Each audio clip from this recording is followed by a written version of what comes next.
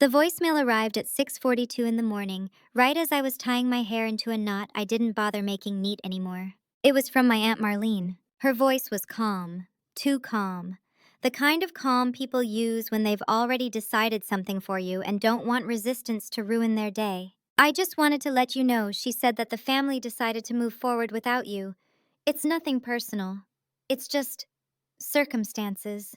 She paused like she expected me to interrupt. I didn't. "You can call me back if you want," she added, "but everything's already been handled." The line went dead. I stood there in my apartment, one hand still gripping my phone, the other resting against the bathroom sink. The mirror reflected a woman who looked composed, alert, awake. I was 32 years old enough to recognize that tone, old enough to know that handled usually meant taken. I replayed the message once more, slower this time, listening for any crack in her certainty. There was none.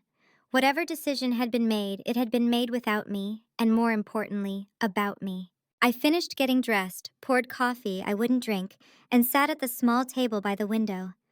Outside, the street was already loud with weekday life.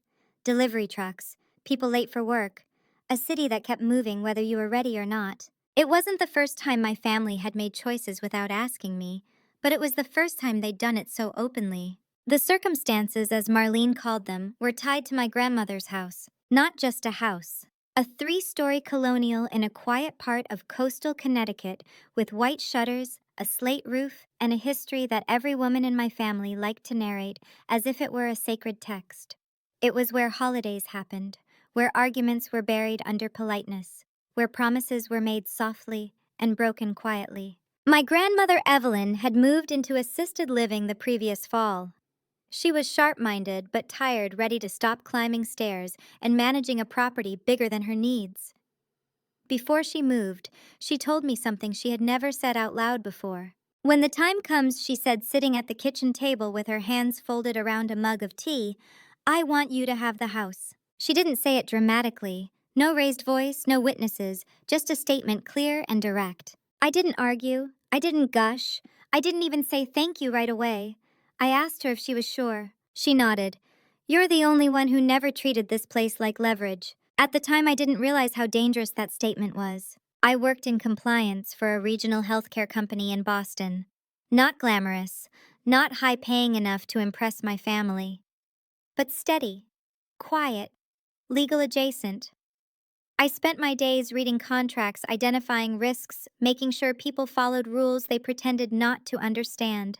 I was good at it because I noticed patterns, especially the kind that formed when people assumed someone wasn't paying attention. My mother died when I was in college.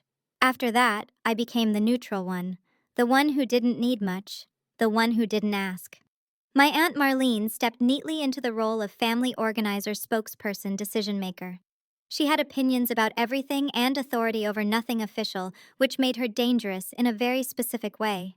When my grandmother moved, Marlene took over handling things: bills, repairs, conversations with the realtor, though no one had agreed to sell yet. She said she was just helping. She said it often. I visited my grandmother every other Sunday. We talked about books, about how the staff treated her, about the house. She always asked if Marlene had been checking in. I told her yes. That wasn't a lie. Marlene checked in constantly, just never with me. The first red flag came at Thanksgiving. We gathered at my cousin's house instead of the old one. Smaller space, neutral ground. I noticed Marlene pulled my grandmother aside more than once, speaking in low tones. When I joined them, the conversation shifted instantly to the weather, to food, to nothing. Later that night, my cousin mentioned casually that Marlene had already spoken to a contractor about updates to the house. "What updates?" I asked. She shrugged. "I don't know. Selling updates?" That was the word, selling. I called my grandmother the next day. She sounded confused, then quiet. "I didn't agree to sell anything," she said finally. But her voice lacked conviction. That worried me more than anger would have. I told her I would come by the house the following weekend to check on things. She agreed, sounding relieved. When I arrived, the front door was unlocked. That wasn't unusual. What was unusual was the stack of papers on the dining room table. Real estate disclosures, preliminary listings, a folder labeled "Property of the Estate." The estate. My grandmother was still alive. I didn't touch anything. I took photos with my phone and left exactly as I found it.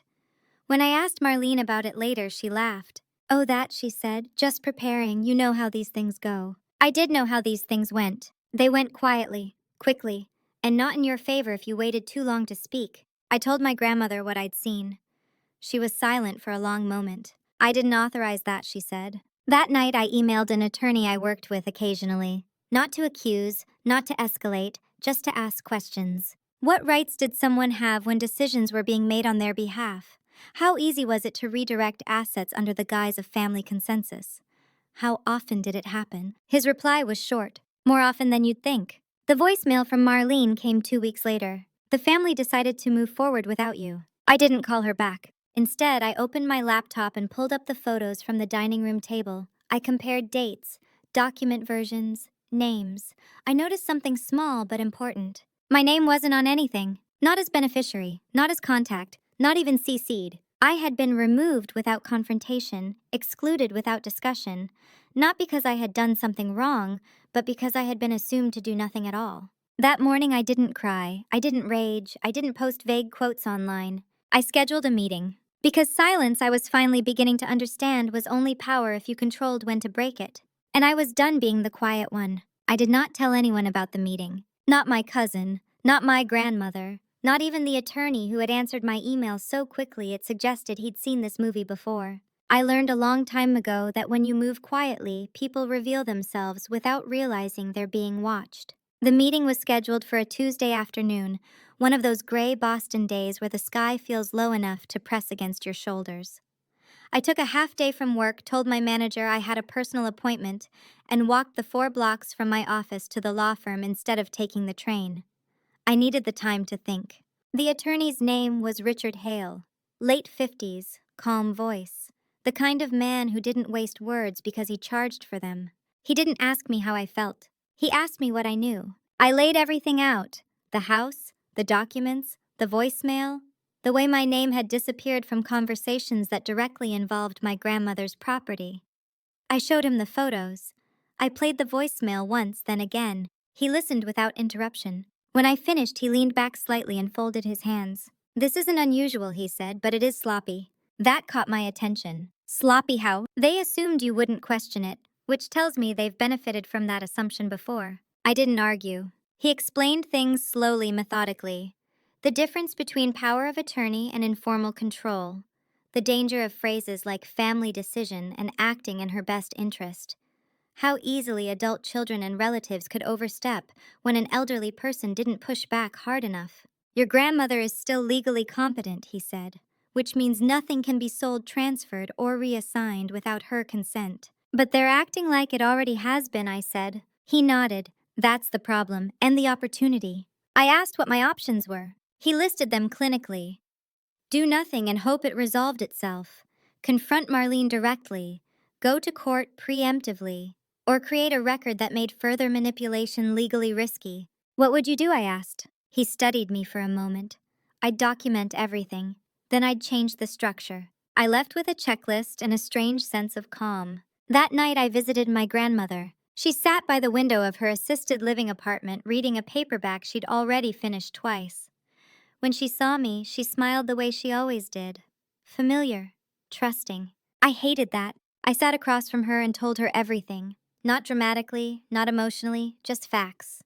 Her face tightened with each sentence. When I finished, she looked smaller somehow, as if a weight she hadn't known she was carrying had finally settled into place. "I didn't want trouble," she said softly. "I know," I replied. "That's why they chose this route." She didn't argue. Instead, she asked the question I hadn't expected. "What do you need from me?" That was the moment I realized how different we were from the rest of them. We talked for over an hour. About the house. About her will. About what she wanted, not what everyone else assumed she wanted. She admitted that Marlene had been pressuring her, framing things as urgent, inevitable.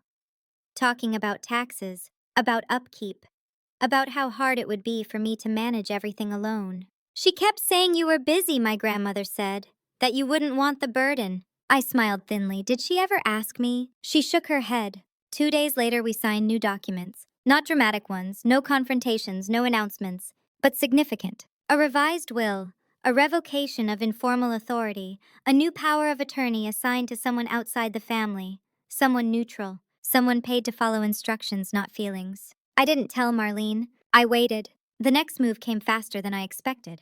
That Friday, my cousin texted me. "Did you know the house is being listed next month?" I replied with one word. "No." She called me immediately. Marlene said Grandma agreed. She said it's already in motion. I thanked her and hung up. Then I called Richard. He didn't sound surprised. "They're testing boundaries," he said, "seeing how much resistance they'll get." What do?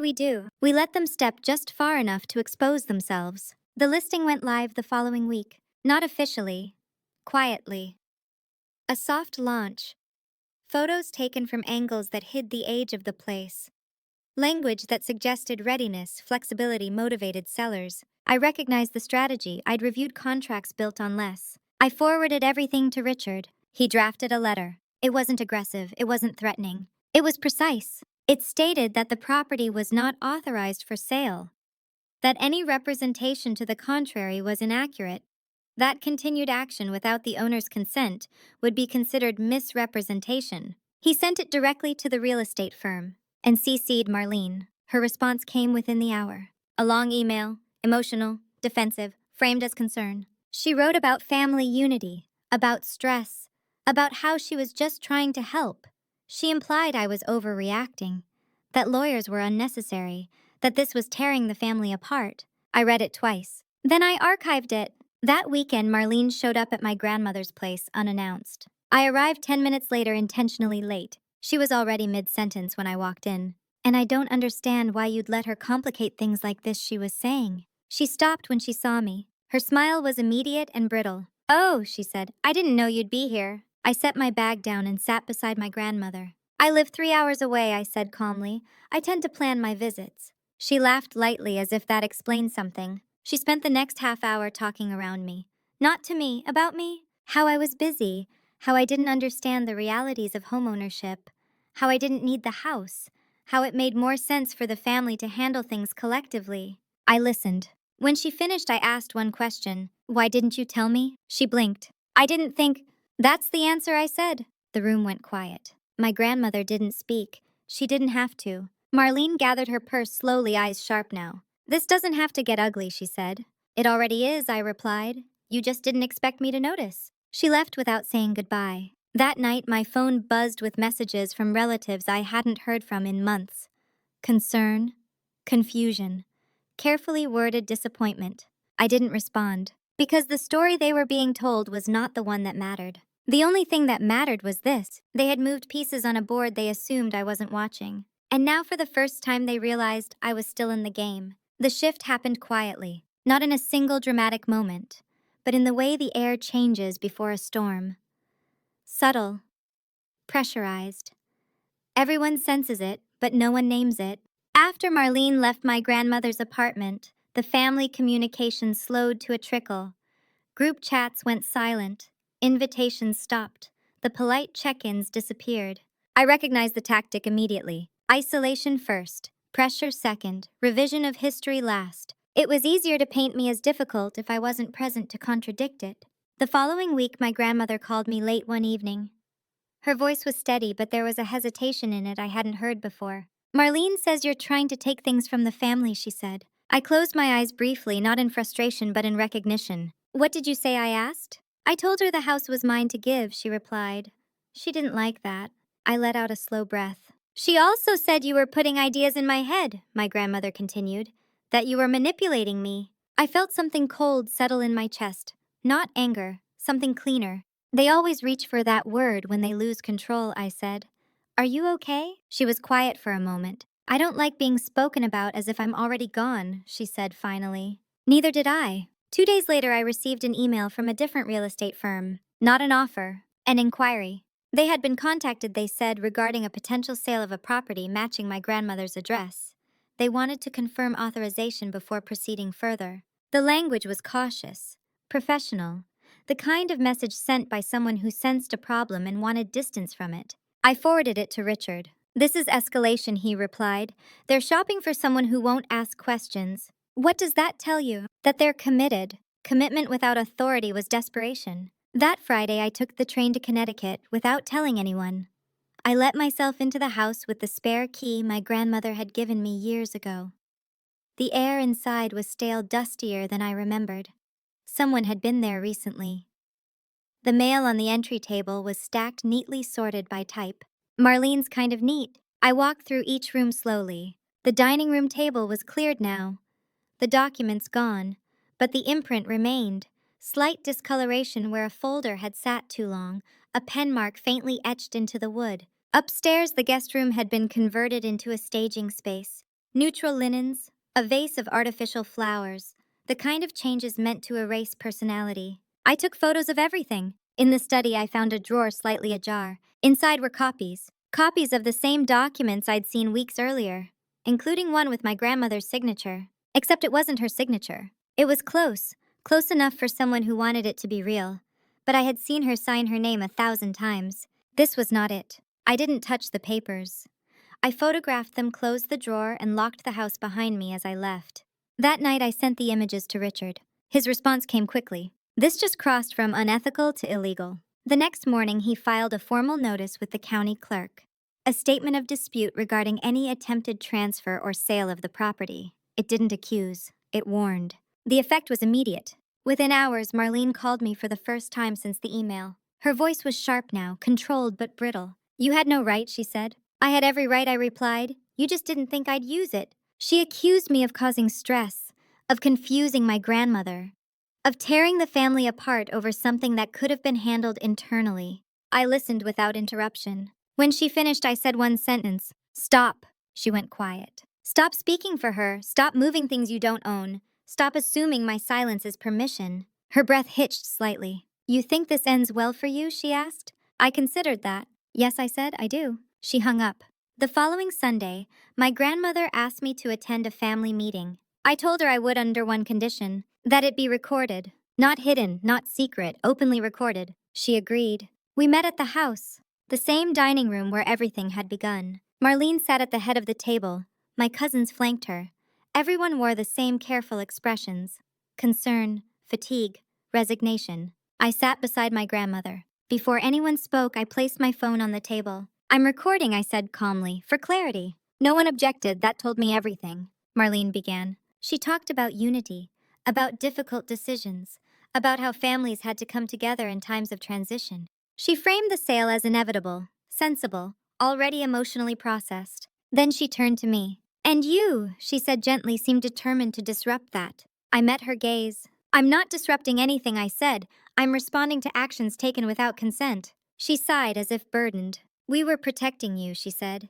You live far away. You don't need this responsibility. I nodded once. Then why didn't you ask me? She opened her mouth, closed it. My grandmother spoke then, her voice quiet but firm. I did not give permission for the house to be sold, she said. And I do not appreciate being spoken about as if I have. The table went silent. Marlene's smile faltered. I let the moment stretch. Then I slid a folder across the table. Inside were copies of the forged signature, the unauthorized listings, the formal notice filed with the county. I've documented everything I said. If this continues, it will not remain within the family. No one raised their voice, no one cried. But something fundamental shifted, because they realized I wasn't asking anymore. And I wasn't going to be pushed aside quietly. The meeting ended without resolution. But as I packed up to leave, Marlene's eyes followed me with something new in them. Not anger, calculation. And I understood then that the next move would not be passive. It would be retaliatory. And I was ready. Retaliation never looks like retaliation at first. It looks like concern, like whispers, like people asking questions that sound innocent until you realize they all lead in the same direction. The first call came from my cousin Laura. She hadn't taken sides publicly. She liked to present herself as neutral above conflict. But neutrality, I'd learned, often just meant waiting to see who won. I heard you're trying to control Grandma's finances, she said carefully. I didn't correct her immediately. Who told you that? I asked. She hesitated, just long enough. Marlene's worried, she said. She thinks Grandma's being pressured. I thanked her for checking in and ended the call. The second call came from a family friend, someone I hadn't spoken to in years. He mentioned casually that assisted living facilities sometimes took advantage of residents, that elders could be easily influenced by the people who visited them most. I listened. Then I asked where he'd heard that. He didn't answer. By the third call, the pattern was clear. They weren't trying to stop me legally. They were trying to discredit me emotionally. That night, my grandmother called me upset. "Marlene says you're planning to move me out of here," she said.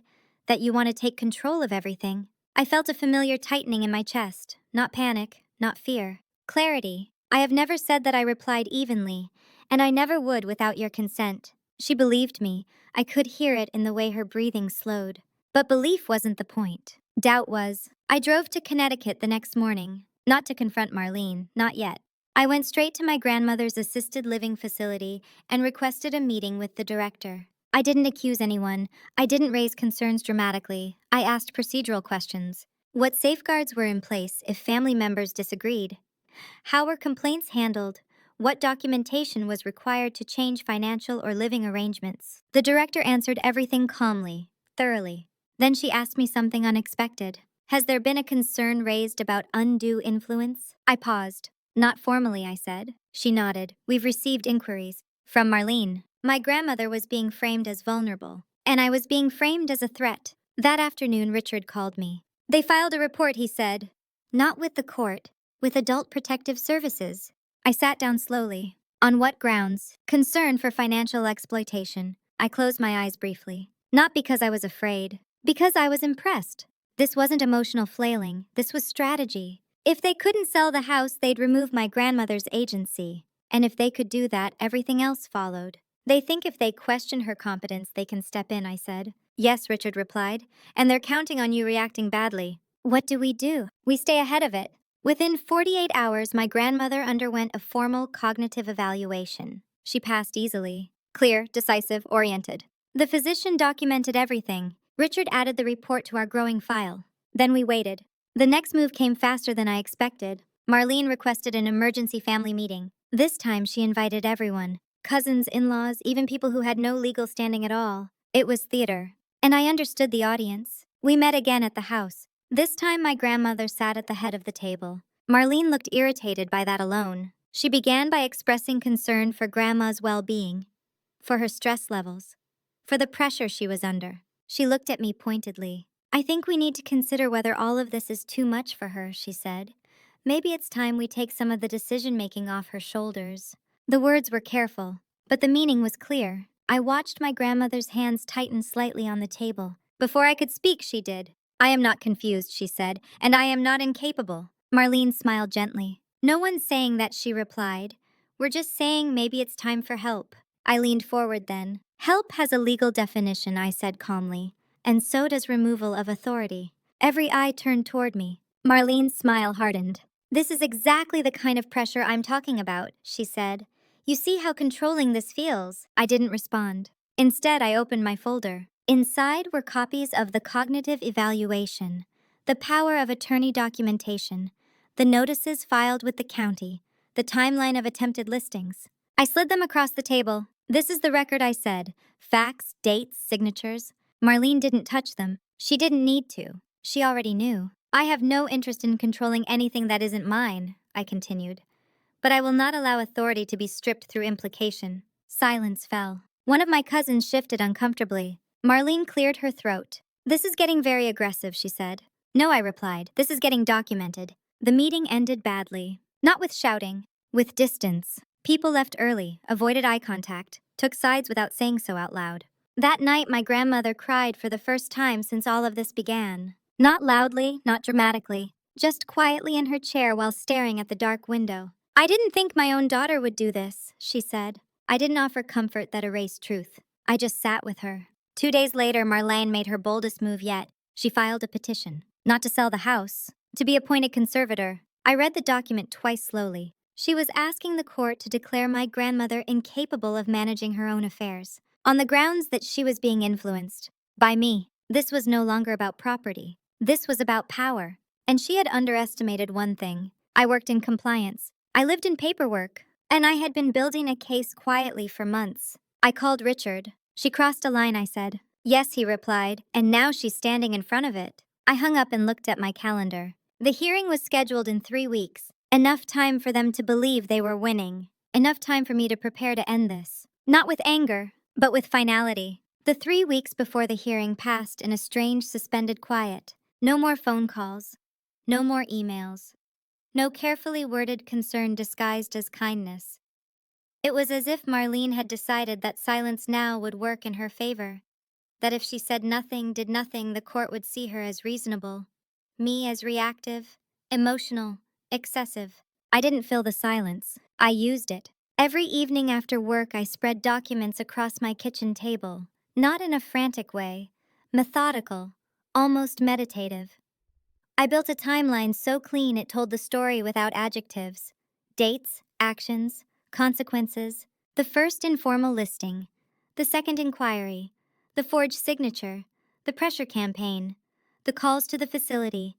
The report to Adult Protective Services. The petition itself. It read less like a family disagreement and more like a case study. I knew something else too. Something Marlene didn't. Courts don't care about who feels entitled. They care about patterns. I visited my grandmother twice a week during that time. Not to coach her, not to rehearse, just to sit, to talk about ordinary things. Books she was reading. A woman down the hall who sang too loudly in the mornings. Whether the soup had improved since last winter. I wanted anyone watching to see what was real, because I suspected someone was watching. 2 days before the hearing, my grandmother handed me an envelope. "I want you to have this," she said. Inside was a letter, handwritten, dated months before she moved into assisted living. It stated in her own words her intentions regarding the house, why she wanted me to have it, why she trusted me, why she had concerns about Marlene's behavior long before I did. It wasn't legally binding. It didn't need to be. It was clarity. The night before the hearing, Marlene emailed me. Just one sentence. "This doesn't have to destroy the family." I didn't reply, because it wasn't my job to preserve what had already been hollowed out. The courthouse was smaller than I expected. Beige, unremarkable. The kind of place where lives changed quietly behind closed doors without witnesses. Marlene arrived early, dressed carefully. Soft colors, concerned expression. She looked like someone who wanted to be seen as responsible. Her attorney nodded politely at me. Mine didn't. He was already reviewing notes, calm, detached. My grandmother entered last, walking slowly but steadily. When she sat, she placed her hands neatly in her lap and looked straight ahead. The judge began by asking Marlene to explain her petition. She spoke for 10 minutes. About worry, about stress, about how hard change could be on someone at that stage of life. About how her mother had become isolated, influenced, overwhelmed. She mentioned me only indirectly. A relative, someone who lived far away, someone with too much control. When it was our turn, Richard stood. He didn't raise his voice, he didn't accuse. He submitted evidence. The evaluation, the timeline, the documentation, the forged signature, the communications. Then he did something I hadn't expected. He asked the judge to hear directly from my grandmother. Marlene stiffened. The judge agreed. My grandmother spoke slowly, clearly, without notes. She described how decisions had been made around her instead of with her. How pressure had been applied gently, persistently.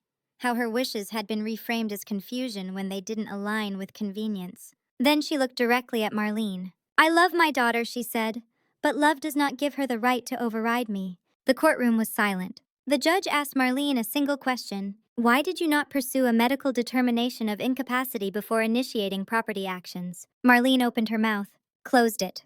There was no answer that fit. The ruling was brief. The petition was denied. Not only denied, dismissed with prejudice. The judge added something else. He issued a warning. Any further attempts to undermine my grandmother's legal agency without substantiated medical cause would be viewed unfavorably. Very unfavorably. Marlene didn't look at me as we left. She didn't speak to my grandmother. She left quickly, her attorney close behind her. Outside, my grandmother took my hand. "I'm tired," she said. "I know," I replied. We didn't celebrate. There was nothing to celebrate. Something had ended. In the weeks that followed, the family fracture became permanent. Marlene stopped calling. Relatives chose sides quietly. Invitations stopped altogether. And something else happened. The house. The one they had tried to take. It stopped being an object of conflict. Because it had never been the point. Control was. And now, unmistakably, they had lost it. One afternoon, my grandmother asked me to drive her past the house. We didn't go inside. We just sat in the car looking at it. "It's strange," she said, "how something so familiar can become so revealing." I nodded. She turned to me then. "I don't regret trusting you," she said. "I regret not acting sooner." I thought of all the times I had stayed quiet to keep peace. All the times I had mistaken patience for strength. I understood now. Silence can be power, but only when it's chosen, and I had finally chosen to speak. After the hearing, nothing exploded. There were no late-night arguments, no dramatic ultimatums, no public apologies. Just a steady, deliberate withdrawal, like a tide pulling back from a shore it no longer recognized as safe. Marlene disappeared from my grandmother's life almost entirely. At first, she claimed she needed space. Then she stopped calling. Then she stopped sending birthday cards, stopped checking in, stopped pretending. When my grandmother mentioned her name, it was with the same careful neutrality one uses when referring to a former colleague, not a daughter. The silence was loud, and in it I saw something else clearly. Marlene hadn't been trying to protect my grandmother. She had been trying to manage her. The difference mattered. The house remained empty through winter. I arranged for a local caretaker to check in weekly, not because it was urgent, but because it was responsible. Every decision went through proper channels now. Paperwork first, emotions second. That was how I survived the next phase. Because the next phase wasn't about the house. It was about me. 3 weeks after the hearing, I was called into a meeting at work. Not by my manager, by human resources. The email was neutral, routine, a check-in. I recognized the tone immediately. Someone had spoken. The HR representative was polite, sympathetic. She asked if everything was okay at home, if I was feeling stressed, if I needed support. Then she asked a question that had nothing to do with my job. Have you been involved in any legal disputes recently? I met her eyes. Yes, I said, on behalf of my grandmother. She nodded slowly. We received an inquiry, she said. Just wanted to understand the context. I asked who had contacted them. She declined to say. But I already knew. That afternoon, Richard confirmed it. Marlene reached out to your employer, he said. Framed it as concern. Concern again. Always concern. I didn't panic. I didn't explain. I documented. I requested a formal record of the inquiry. I provided copies of the court ruling.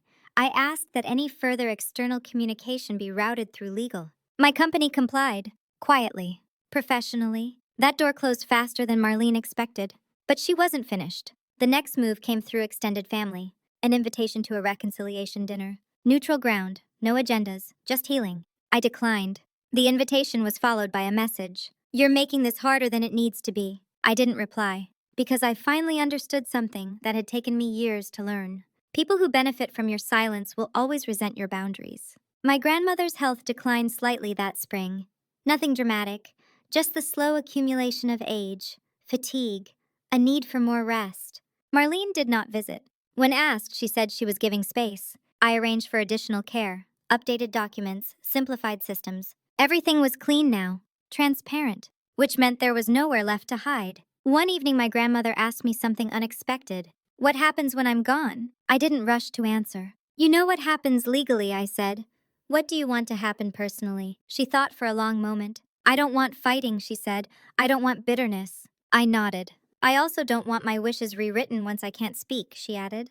I understood. 2 weeks later, we met with Richard again. Not to change the will. To finalize it, no ambiguity, no room for interpretation. Clear beneficiaries, clear instructions, a no contest clause. It was not punitive, it was protective. Marlene was notified formally as required. She didn't respond. The last attempt came in summer. A letter, handwritten. From Marlene. She wrote about regret, about misunderstanding, about how things had spiraled out of control. She said she wanted to make peace. She said family mattered more than houses or paperwork. I read it once. Then I noticed what wasn't there. No acknowledgement of the forgery. No apology for the petition. No recognition of harm. Just an invitation to reset without accountability. I folded the letter and placed it in the file. Not for evidence. For closure. That fall, my grandmother asked me to move into the house temporarily. Not because she needed it filled. Because she wanted it lived in by someone she trusted. I agreed. The first night I slept there alone, the house felt different. Not haunted. Unburdened. I walked through each room slowly noticing things I had missed before. The creak in the stairs. The way light fell across the kitchen floor in the morning. The quiet solidity of walls that had witnessed decades of family history without taking sides. I realized then that this place had never been the prize. It had been the test. And those who saw it only as leverage had failed it completely. I slept deeply that night. For the first time in months, my phone stayed silent. No messages, no threats, no appeals to emotion. Just quiet. The kind that follows truth. And in that quiet, I felt something settle inside me. Not victory, resolve, because this story was no longer about what they tried to take. It was about what I refused to give up. My agency, my clarity, and the right to choose myself even when family did not. The first thing I changed was the locks. Not because I was afraid someone would walk in, but because I needed the house to acknowledge a new reality. New keys, new boundaries, a quiet reset that didn't require permission. I didn't announce it. I simply did it. Living in the house felt strange at first. Not emotionally heavy, but unfamiliar in a way that made me aware of every sound. At night, the radiator clicked softly. The floors creaked in places I didn't remember. The house wasn't silent. It was observant. I worked remotely 3 days a week and commuted the other 2. I established routines. Morning coffee by the back window. Evening walks through the neighborhood. Groceries on Thursdays. Laundry on Sundays. Ordinary life. That ordinariness unsettled some people. Within a month, the questions started again. Not accusations this time. Curiosity framed as concern. How long are you planning to stay there? Is Grandma okay with you living alone in such a big place? Doesn't it feel strange? I answered politely, briefly, without explanation, because explanations invited debate and I was no longer available for negotiation. The house needed work, nothing urgent, just age showing itself in small, honest ways. I hired licensed contractors, paid from my own account, every receipt scanned and stored. Transparency had become my default language. One afternoon, while sorting through a hall closet, I found an old file box tucked behind winter coats. Inside were documents dating back decades, tax records, insurance papers, handwritten notes in my grandfather's careful script, and something else. A letter, addressed to my grandmother, unsent. It was from Marlene, written years earlier. The tone was different then, less controlled, sharper. It spoke of resentment, of feeling overlooked, of believing she deserved more than she'd been given. It referenced the house indirectly, not as inheritance but as proof of worth, proof of recognition. I understood then that this had never been spontaneous. It had been simmering. I put the letter back where I found it. Some things weren't meant to be confronted. They simply needed to be understood. The next escalation came through money. A family account my grandmother had once contributed to, intended for shared expenses, suddenly showed irregular withdrawals. Small amounts, just enough to go unnoticed unless you were looking closely. I was looking closely. I flagged it with Richard. Authorized years ago, he said. But the purpose no longer exists. Can it be closed? Yes, he replied, but expect backlash. I closed it. The backlash came within days. Marlene called my grandmother, angry, not controlled this time. She accused me of isolating her, of cutting off support, of punishing her financially. My grandmother listened quietly. Then she said something that made me stop what I was doing and sit down. I am not being punished, she said. I am being respected. Marlene hung up. After that, there were no more calls. The family narrative shifted again. This time I was cold, calculated, unforgiving. I let them believe it, because the alternative was worse. Thanksgiving came and went without an invitation. So did Christmas. I spent both with my grandmother. Quiet meals, old movies, no tension. It wasn't loneliness. It was peace. In January, I received a formal notice. Marlene had contested the will, despite the no contest clause, despite the ruling, despite everything. It was a last grasp. Richard wasn't surprised. She's hoping you'll settle, he said. That you'll trade certainty for quiet. I won't, I replied. I know. The contest was weak, built on emotion, not law. It didn't survive preliminary review. The court dismissed it without a hearing. That was the moment something inside me finally let go. Not relief, release. I stopped checking my phone for updates, stopped anticipating the next move, stopped bracing. The house became just a house again, not a battlefield. In early spring, my grandmother's health declined more sharply. She was calm about it, practical. We talked openly. One afternoon, she took my hand. I want you to promise me something, she said. What, I asked? That you won't shrink yourself to make anyone else comfortable again. I nodded. I promise. She smiled, then tired but satisfied. That, she said, is the real inheritance. When she passed later that year, it was quiet. No drama, no unfinished business. The will was executed exactly as written. The house became mine. No one challenged it. No one spoke to me at the service. And that was fine, because by then I understood something with absolute clarity. Family does not get to define your worth. And love that requires you to disappear is not love at all. Standing in the empty house after everyone left, I didn't feel triumph. I felt grounded. I had been pushed into a corner. I had been tested. And instead of breaking, I had drawn a line so clear it changed the shape of everything that came after. The house was quiet again, and for the first time, so was I. Grief did not arrive all at once. It came in small, practical moments. Sorting mail, returning medical equipment, canceling subscriptions my grandmother never remembered signing up for. Each task felt oddly neutral, like closing tabs on a browser I hadn't realized had been open for years. The house absorbed the quiet easily. After the service, I stayed. Not because I didn't know where else to go, but because leaving felt unnecessary. My work approved extended remote status. My life adjusted without resistance, as if it had been waiting for me to stop commuting between versions of myself. I learned the house in a new way then. Not as a symbol or a battleground, but as a structure with rhythms. Morning light hit the back hallway at a precise angle. The kitchen sink whistled softly when the water pressure changed. One step on the staircase always complained if you stepped on it too quickly. These were not memories, they were facts, and facts grounded me. The estate settled cleanly. No surprises, no hidden debts, no last-minute appeals.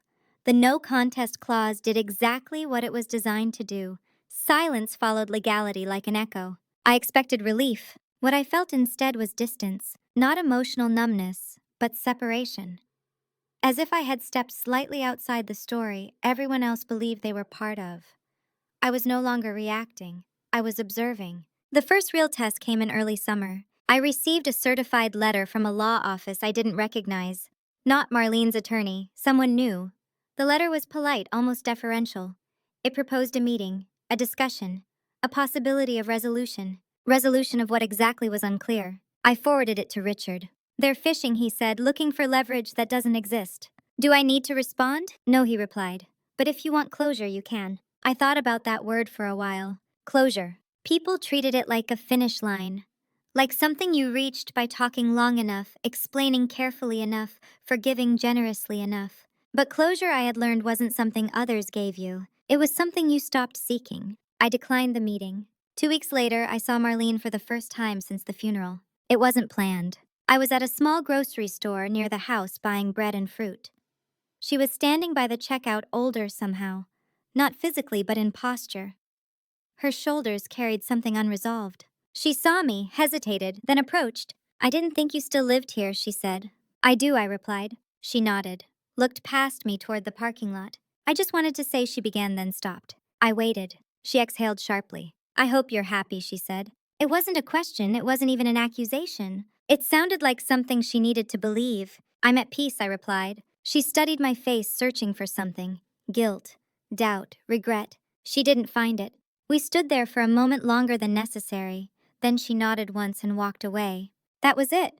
No apology, no confession, no reconciliation. And I realized I didn't want one. Because apologies offered after consequences weren't bridges, they were exits. Summer passed quietly.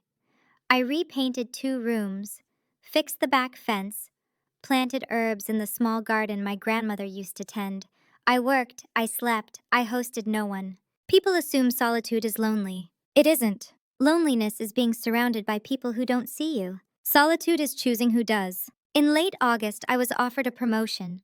Not a dramatic leap, just a role with more authority, more responsibility, a seat closer to decisions. I accepted without hesitation. When my manager congratulated me, she added something I didn't expect. "You're very composed," she said, "especially under pressure." I smiled. She had no idea how literal that was. The house began to feel fully mine then. Not inherited. Earned. Every boundary I had drawn was embedded in its walls. Every choice reflected back at me. One evening, while sorting through the last of my grandmother's things, I found a small notebook tucked into a drawer. Inside were notes, lists, observations, nothing sentimental. On the last page, there was a single sentence: "Do not confuse love with access." I closed the notebook and sat for a long time. That sentence explained everything. The manipulation, the entitlement, the outrage when boundaries appeared.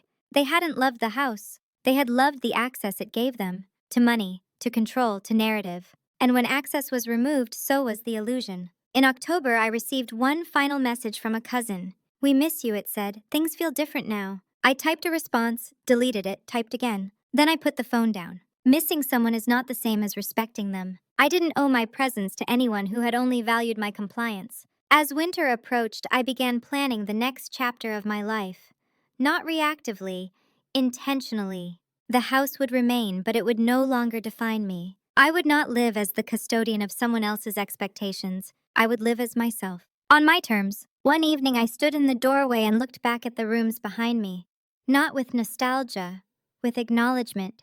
This place had taught me something essential. That being excluded can be a gift. That silence when chosen is strength. And that revenge doesn't always arrive with fire or spectacle. Sometimes it arrives as distance, as calm, as a life no longer shaped by people who needed you small to feel large. I turned off the lights and went upstairs. The house settled around me. And for the first time since all of this began, I knew without question that I was exactly where I belonged. Power rarely announces itself. It doesn't knock. It doesn't threaten. It simply shifts the balance and waits to see who notices. By the time winter settled in, I had stopped expecting contact from my family altogether. Not in a resentful way. In a practical one, the absence had become consistent enough to trust. That was when the unexpected happened. The call came from a number I didn't recognize late on a Wednesday afternoon while I was finishing work. The voice on the other end was careful, formal. "Is this Ms. Harper?" the woman asked. "Yes. My name is Ellen. I'm calling on behalf of the probate court." I leaned back in my chair. "Yes." She explained that a supplemental review had been initiated regarding my grandmother's estate. Routine, she emphasized, triggered by a prior contest attempt, a final administrative step. "There's no action required from you at this time," she said.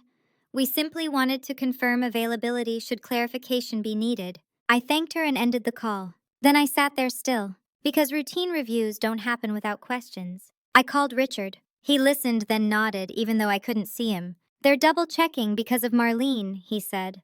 "She likely submitted something after the dismissal. Nothing formal enough to act on, enough to prompt review." "Is that a problem?" "No," he replied. "It's an opportunity." "An opportunity for what?" "For closure on the record." The following week, I received a formal request for documentation.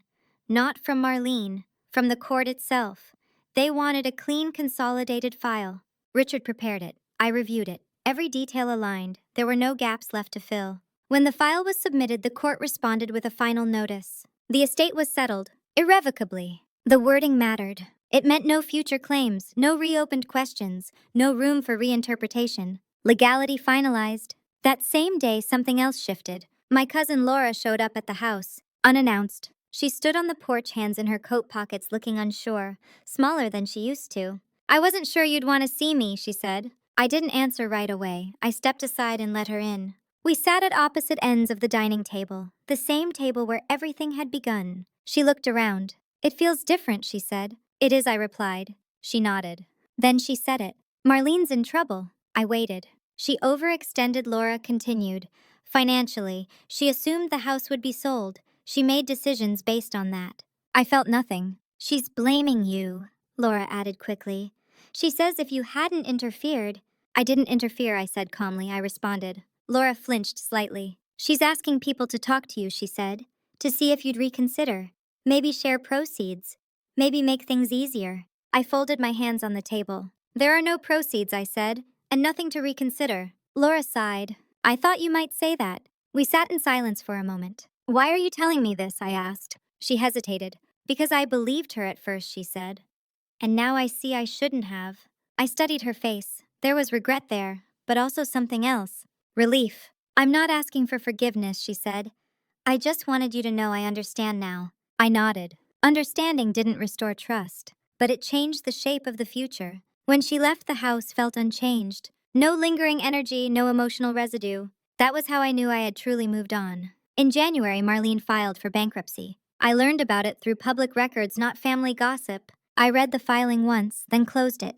Her collapse was not my victory. It was the natural result of building a life on assumptions. That winter, I sold the house. Not out of necessity, out of choice. I didn't tell anyone until the papers were signed. I used a different realtor, a different attorney. Clean lines, clean break. The buyer was a young couple. They loved the light, the neighborhood, the history. I wished them well. When I handed over the keys, I didn't look back. The proceeds went into a trust, not for inheritance, for independence. I relocated in early spring. a smaller city, a quieter neighborhood, a place where no one knew my family name. The last message I received from Marlene came a month later. It was short. "You didn't have to do this." I read it once. Then I deleted it, because I finally understood the truth she couldn't face. I hadn't done anything to her. I had stopped doing things for her. And that was the moment everything changed. Some people call that revenge. I call it freedom. And freedom, I learned, is the most permanent consequence of all. The city I moved to didn't know me. That was the point. No family history folded into street names. No neighbors who remembered my childhood. No grocery store clerks who asked after people I no longer spoke to. I chose a place with enough distance to breathe and enough anonymity to rebuild without explanation. I rented first. Not because I couldn't buy, but because I wanted to feel the ground before I committed to it. A modest townhouse near a park. Quiet, predictable, ordinary in the best way. My life narrowed in a way that felt intentional. Work, home, a small circle of acquaintances who knew me only as I was now. No backstory required. That was when the emails started. Not from Marlene directly, from people orbiting her. An old family friend. A former colleague of my grandmother's. Someone who framed their message as concern for reconciliation, for healing, for family unity. Each message followed the same structure. They acknowledged that mistakes were made. They suggested that everyone had suffered. They hinted that I had the power to fix things. Power in their mouths meant forgiveness. Or money. Or access. I didn't reply. Because there was nothing left to explain. The most revealing message came from someone I hadn't expected. My Uncle Marlene's former husband. They had divorced years earlier quietly with the kind of exhaustion that follows long resentment. "I hope you know," he wrote, "that none of this surprised me." I read that line twice. "She's always believed she was owed stability," he continued. Not because she earned it, but because she feared what would happen without it. There was no request in his message, no plea. Just an observation. I replied with 2 words. "Thank you." That was enough. Spring came gently. I planted herbs again, this time in pots along a small patio. I started walking in the evenings, learning the rhythm of the neighborhood. I joined a local gym, a library, a routine. My promotion expanded into something larger, more responsibility, more visibility, more trust. I was asked to lead a small internal review committee. Compliance again. Oversight. Patterns. I smiled at the symmetry. One afternoon during a meeting, someone joked that I had a strong sense of boundaries. They meant it as a compliment. I accepted it as one. The call I'd been half expecting finally came in early summer. It was Marlene. I stared at the screen until it stopped ringing. She left a voicemail. Her voice was tired, not angry, not sharp. "I just wanted to talk," she said. "Not about money, not about the house, just talk." There was a pause. I don't recognize my life anymore. I didn't return the call. Not because I was cruel, because conversations without accountability don't heal anything. They just reopen doors that took years to close. 2 weeks later, I heard she had moved again. Downsized, quietly, no announcements. The family narrative shifted one last time. Now it was tragedy, misfortune, how things had spiraled, how no one could have predicted it. I let them have that version, because it no longer included me. In August, I took my first real vacation in years. Nothing extravagant. A small coastal town, long walks, books I finished, mornings without alarms. One evening, sitting alone on a balcony overlooking the water, I realized something unexpected. I wasn't angry anymore. Not numb, not resigned. Simply done. The story had reached its natural end, and I hadn't had to burn anything down to get there. When I returned home, I made one final decision. I updated my own estate documents. Not because I had assets worth fighting over, but because I understood the cost of ambiguity. I named beneficiaries who had never asked for anything. I specified intentions clearly. I included clauses that protected agency and discouraged entitlement, not out of fear, out of respect. For myself, that fall, a coworker asked me why I was so composed during conflict. I thought about it before answering. "Because I've learned the difference between being loved and being used," I said. She nodded slowly as if that meant more than I'd realized. As the year closed, I reflected on everything that had happened. The exclusion, the manipulation, the attempt to erase my voice. The moment I stopped waiting to be chosen and chose myself instead. People often think revenge is about punishment. It isn't. It's about refusing to participate in your own diminishment. I didn't win by taking anything from them. I won by walking away with my integrity intact. And once you learn how to do that, truly do it, you realize something profound. No one can take your place in your own life unless you let them. I never did again. By the time autumn returned, I had stopped measuring time by what had been taken from me. Instead, I noticed what had quietly appeared in its place. Space. Not the dramatic kind people announce after big life changes, but the subtle kind that settles into your days when you are no longer managing other people's emotions. Space in conversations. Space in decisions. Space in your own head. That was when the call came from a number I almost didn't recognize. It was the hospital in Connecticut. My first instinct was my grandmother, even though I knew better. Grief has a way of keeping old reflexes alive long after they're no longer needed. The nurse explained gently that Marlene had been admitted the night before, nothing life-threatening but serious enough to require observation.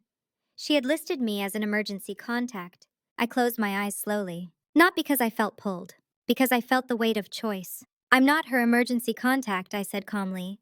"That information is outdated." There was a pause on the line. "I understand," the nurse replied. "We'll update the record." When I hung up, I sat very still. This was the moment people imagine when they talk about forgiveness. The moment where you rush and soften, restore balance, prove you're still the good one. But goodness that cost you your boundaries is not goodness. It's self-erasure. I didn't go. And nothing terrible happened because of that choice. Marlene recovered. Life continued. The world did not collapse because I refused to step back into a role I had never volunteered for. A few weeks later, Laura called me again. "She keeps asking about you," she said. "She doesn't understand why you won't come." "I understand why," I replied. Laura hesitated. "She says she feels abandoned." I let that sit between us. Then I said the thing I had never allowed myself to say before. "She abandoned me long before I walked away." Laura didn't argue. That silence told me more than any apology could have. At work, I was asked to mentor a new hire, a woman in her late 20s, capable, anxious, eager to please. I recognized the posture immediately. The way she nodded too quickly. The way she apologized for asking questions she was allowed to ask. One afternoon, after a meeting where her ideas were dismissed too easily, she stayed behind. "How do you do it?" she asked. "Stay so steady." I didn't give her advice, I gave her truth. "I stopped trying to earn my place," I said. "I claimed it." She nodded slowly, like something had clicked. I realized then that the story I had lived through wasn't finished just because the conflict had ended. It was still echoing forward, shaping how I moved through the world, how I spoke, how I listened. In December, I received a holiday card from Marlene. No message, just her name. I held it for a moment, then placed it in a drawer. Some doors don't need to be slammed. They just need to stay closed. As the year drew to an end, I thought often about the version of myself who had sat at that dining table months ago, quietly excluded, unsure why everything felt slightly off. The woman who sensed something was wrong, but had been taught not to ask too many questions. I felt tenderness toward her now. Not pity. Respect. She had survived long enough to become someone else. On the last evening of the year, I sat alone with a glass of wine and watched the city lights outside my window. No resolutions, no grand declarations, and just a quiet inventory. I had lost a family structure that relied on my silence. I had gained a life that did not. That was the trade. And it was worth every uncomfortable step it took to get there. I slept deeply that night, not because everything was perfect, but because nothing was pretending anymore. The year ended without ceremony. No countdown, no crowd, no dramatic sense of arrival. Just a quiet morning, a clear sky, and the sound of the city waking up outside my window. I made coffee and stood there holding the mug longer than necessary, noticing how still my hands were. That was new. For most of my life, there had been a low hum of anticipation in me, a readiness to respond, to smooth things over, to step in before anyone asked. I had lived like a spare part, always waiting to be needed. That hum was gone. In its place was something steadier, quieter, heavier in a good way. I thought about my grandmother then, about the last clear conversation we had weeks before she passed. She had been tired, but her eyes were sharp-focused in a way that told me she was finished negotiating with the world. "People confuse kindness with availability," she had said. "They are not the same thing." At the time, I nodded without fully understanding. Now I did. In the months since everything ended, I had been asked versions of the same question over and over, though rarely out loud. Do you regret it? Do you miss them? Was it worth it? The truth was not neat, and it was not comforting in the way people expect. I missed the idea of family. I did not miss the reality of being controlled by it. I did not regret choosing myself. I regretted how long it took me to believe I was allowed to. What surprised me most was how ordinary life became once the noise stopped. No constant recalculating, no emotional weather to track. Decisions stayed where they belonged with me. If I wanted something, I chose it. If I didn't, I declined. No explanations required. That kind of autonomy feels almost indulgent when you're not used to it. In early spring, I bought a small place of my own. Nothing extravagant. Clean lines, good light, a door that locked with a key only I possessed. Signing those papers felt different from any contract I'd ever reviewed at work. My name on the line. No intermediaries, no assumptions. When the realtor congratulated me, I smiled politely. She didn't know what it had cost. And that was the point. The final message from my family came indirectly, the way most things had toward the end. A distant cousin mentioned in passing that gatherings felt smaller now, that people were more careful about what they said, that things weren't the same. I nodded and said nothing, because that was not my problem to solve. I had learned something essential through all of this, something no one teaches you directly. Being the reasonable one does not protect you. Being quiet does not make you safe. Being agreeable does not make you loved. It makes you convenient. The moment I stopped being convenient, everything shifted. Not because I changed who I was, but because I stopped letting other people define the cost of knowing me. Revenge is usually imagined as a spectacle. Raised voices, public reckoning, someone brought to their knees so the hurt feels balanced. That isn't how it happened for me. My revenge was smaller, colder, more durable. I refused to be erased. I refused to negotiate my worth. I refused to keep the peace at the expense of my own agency. I let the law speak where emotions had been weaponized. I let distance do what arguments never could. I let consequences land without softening them. And then I walked away. Not dramatically. Completely. If you're listening to this and something in it feels familiar, I want to tell you one thing without dressing it up. You are not difficult for wanting clarity. You are not selfish for protecting what is yours. You are not cruel for choosing yourself when others have chosen control. Boundaries do not destroy families. They expose which ones were built on silence. I don't know what my family tells themselves now. I don't need to. The story they carry is no longer mine to manage. My life is quieter, smaller in some ways, stronger in all the ones that matter. And that is how it stays. If this story resonated with you, if you've ever been pushed aside, spoken over, or taught that love meant compliance, let me know in the comments. Share what choosing yourself looked like for you. And if you want to hear more stories like this grounded, real, and unapologetically honest, subscribe and stay.